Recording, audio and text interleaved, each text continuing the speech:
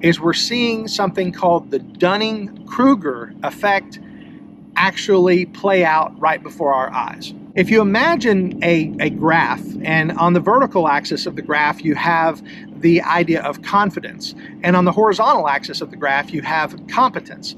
Well, when a person knows nothing about a subject, they have no confidence and no competence. But as a person begins to learn about a subject, when they begin at the beginning to take in a lot of knowledge in the early stages, they can assume themselves to know more than they do.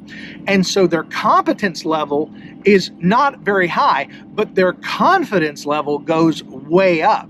And there's a certain point where that will crest. As their competence level increases, they'll begin to realize the things that they don't know, and their confidence level will begin to drop back down as they begin to realize that they didn't know a lot of the things that they were certain of when they began to study a particular subject or discipline. But then if they continue to study that discipline and they begin to learn the things that they didn't know, they will then find themselves coming back to a point of greater confidence. And this is the arc that we see in this line, is what we would say is usually the path of the PhD. The person who begins may have a lot of confidence in the beginning, but then his confidence drops off as he begins to learn the things that he doesn't know, and at a certain point he finds himself in the point of wisdom where he realizes not only the things that he does know, but the things that he didn't know, and he continues to be a lifelong learner in that particular discipline.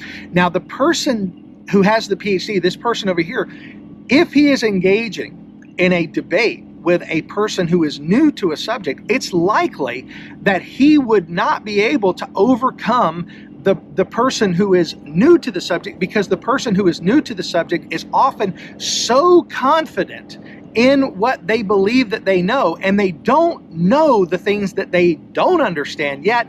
And the PhD understands so much more, but it's hard to overcome someone who has a lot of confidence. And so when the person with the PhD debates the person who maybe has a very little knowledge of the subjects but a lot of confidence, that confidence can come across as certainty, and certainty appeals to an audience. So what do we learn from that?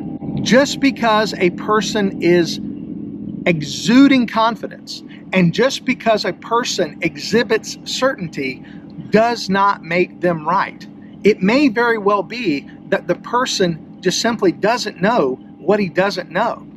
And one of the most dangerous things in the world is a person who is certain and at the same time ignorant.